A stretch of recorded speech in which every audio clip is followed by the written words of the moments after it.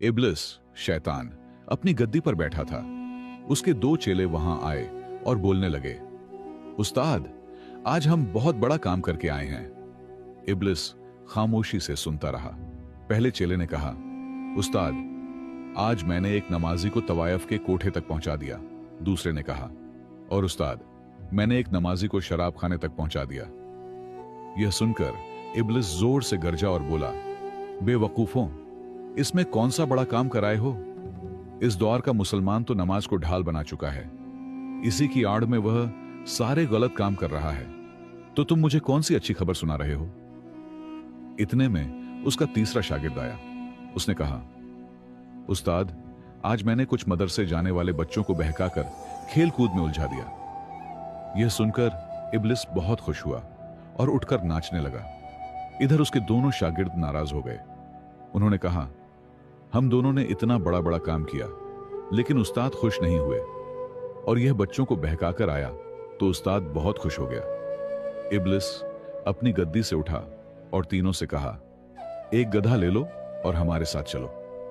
तीनों रात के अंधेरे में गधे को लेकर एक जाहिल, अज्ञानी नमाजी के दरवाजे पर पहुंचे। इब्लिस ने आवाज दी, हजरत, आपकी सारी नमाजें अल्लाह की बारगाह में कबूल हो गई हैं। अल्लाह ने मुझे बुराका लेकर भेजा है आपको ले चलने के लिए। जाहिल नमाजी यह सुनकर बहुत खुश हुआ, दरवाजा खोलकर आया और रात के अंधेरे में गधे पर सवार हो गया। क्योंकि वह जाहिल था, उसे इल्म नहीं था कि बुराकत किसके लिए आता है। इब्लिस और उसके चेले उसे कुछ दूर ले जाकर एक बड़े नाले में धकेल कर लौट आए। फिर इब्लिस एक आलिम, समझदार नमाजी के दरवाजे पर पहुंचा और वहीं आवाज लगाई, हजरत, आपकी सारी नमाजें और इबादतें अल्लाह की बारगाह में कबूल हो गई हैं। अल्लाह ने आपके लिए बुराका भेजा है। मैं जिब्रील फरिश्ता हूं, आपको लेने आया हूं। आलिम ने दरवाजा खोला और कहा, मुझे लगता है कि तू इब्लिस शैतान है।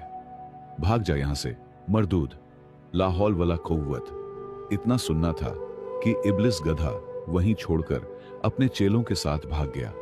दौड़ते दौड़ते इब्लिस बोला, देखा, इल्म वाले और जाहिल में क्या फर्क होता है? तुम दोनों ने जो किया उससे बेहतर यही काम है। अगर बच्चे पढ़ लिख कर इल्म वाले बन जाएंगे तो न जाने कितनों को इल्म सिखाएंगे। इसलिए हमारा पहला मिशन यही है, जो इल्म की तरफ जा रहे हों उन्हें रोकना। आवाम के लिए नसीहत, अपनी नस्ल को झालत से निकालो और उन्हें तालीम और इल्म की तरफ ले जाओ, क्योंकि इल्म ही इंसान को सही गलत का फर्क सिखाता है।